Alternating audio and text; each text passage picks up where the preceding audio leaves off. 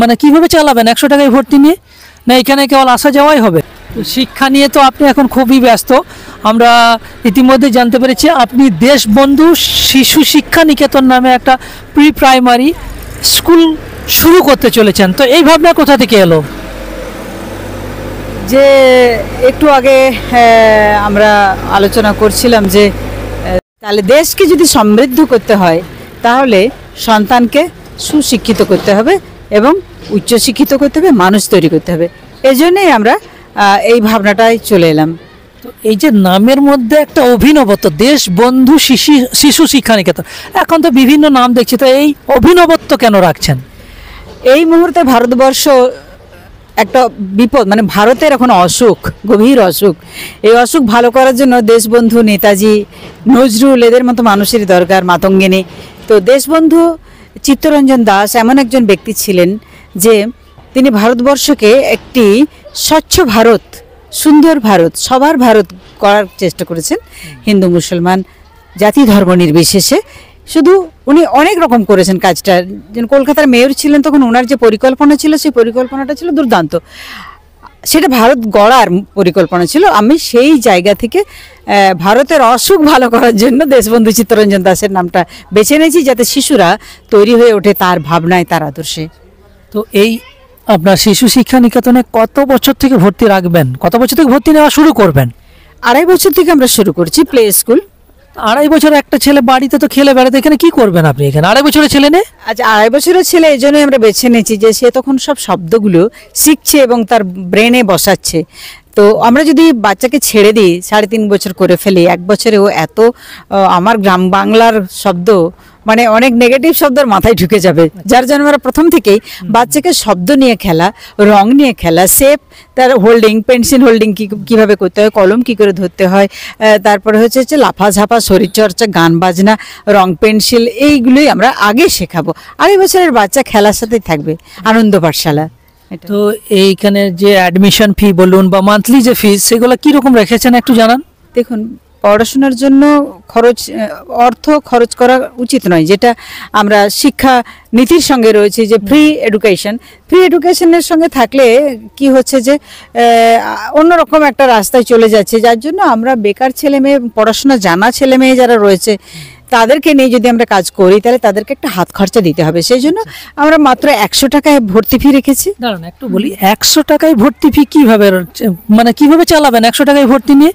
না এখানে কেবল আসা যাওয়াই হবে? না না না না, এখানে ধরুন 100 টাকা ভর্তি ফি মানে অনেক টাকা। 100টা ছেলে যদি ভর্তি হয় তাহলে ওখান থেকে তো অনেক টাকা হয়ে যাচ্ছে।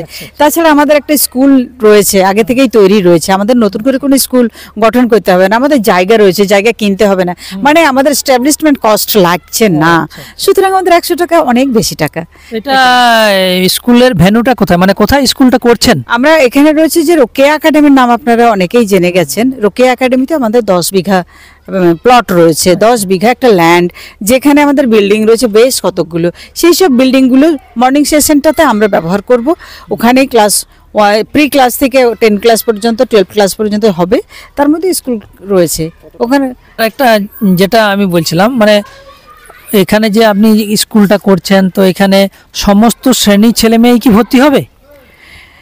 একটা হচ্ছে প্রি স্কুলটা হচ্ছে যে আপনার 2.5 বছর থেকে 6 বছর প্রি স্কুলে, আর জাতি ধর্ম নির্বিশেষে সবাই ভর্তি হবে। সব ক্লাসের ছেলেমেয়েরা ভর্তি হবে না, আমরা প্রি স্কুলটাকে বেছে নিয়েছি। 2.5 থেকে 6 হচ্ছে, তা 6 থেকে 7 হবে, কিন্তু 7 থেকে 8 যারা আসবে তাদেরকে আবার তৈরি করতে হবে আমাকে। সেই তৈরি করার সময়টা আমাকে দিতেই হবে ওদেরকে। হ্যাঁ, ফলে গার্জেন যদি মনে করে যে হ্যাঁ তৈরি করার জন্য আমরা 1 বছর সময় দেব, তাহলে সেই বাচ্চাকেও আমরা ভর্তি নেব। আর এখানে যে ভর্তি ফি তো 100 টাকা আমরা জানলাম, আর মান্থলি ফিস কত রেখেছেন? মান্থলি ফিস আমরা 250 টাকা রেখেছি। 250 টাকা। এখানে 6 দিন ক্লাস হবে, আর রোববারগুলো ছুটি, গভর্নমেন্ট হলিডে যেগুলো রয়েছে সেগুলো ছুটি থাকবে, কিন্তু আমাদের স্কুলে ছুটি একটু কম থাকবে। হ্যাঁ, এটাই। আর শিক্ষা কোন পদ্ধতিতে বা কিভাবে শিক্ষা দেবেন সেটা কি ভেবে রেখেছেন? হ্যাঁ হ্যাঁ, নিশ্চয়ই। আমাদের যেমন ধরুন যেটা একেবারে প্লে স্কুল, যাদের বয়স 2.5 বছর থেকে 3.5 বছর, এটাকে প্লে স্কুল বলছি, সেখানে বইপত্র খুব কম থাকবে। সেখানে বেশিরভাগ খেলনা বা টিচার টিএলএম, হ্যাঁ টিএলএম নিয়ে আমরা পড়াবো, যেখানে যে টিচিং লার্নিং মেটেরিয়ালস ওরা নিজেরাই তৈরি করবে, সেগুলো বাচ্চাদেরকে তৈরি করা শেখাবো। ফলে তৈরি যখনই ধরুন আমরা অ ক খ অক্ষর শেখাবো, তখন সেগুলো কি হবে যে আমরা ওরা কাদা মাটি দিয়ে তৈরি করবে সে অক্ষরগুলো। তো অক্ষর তৈরি করবে ওরা, ওরা কিন্তু লিখবে না। এইটা একটা প্রসেস হাতে কলমে শেখানো।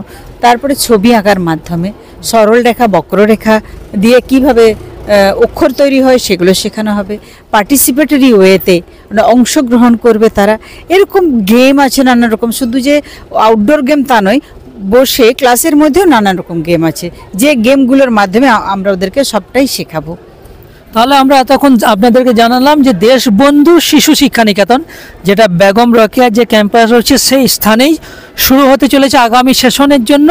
তো আমরা এতক্ষণ সেই স্কুলের বিস্তারিত জানলাম। তার একটা শেষে কিছু বার্তা নিয়ে নেব স্কুলের প্রতিষ্ঠাতার কাছ থেকে। তো যারা গার্জেন আছেন তাদের উদ্দেশ্যে সর্বশেষ একটা বার্তা শুনবো আজকের মতো। গার্জেনদের বা অভিভাবকদের উদ্দেশ্যে বলা যে আপনারা আপনাদের শিশুকে দেশবন্ধু স্কুলে ভর্তি করান, শিশু শিক্ষা নিকেতনে ভর্তি করান। আসুন, আপনাদের সঙ্গে আমরা আছি, আপনারা আমাদের সঙ্গে আসুন এবং বাচ্চা এখানে আসুক, পড়তে আসুক, আনন্দ পাঠশালায় তারা আনন্দের সঙ্গে পড়াশোনা করুক। ধন্যবাদ।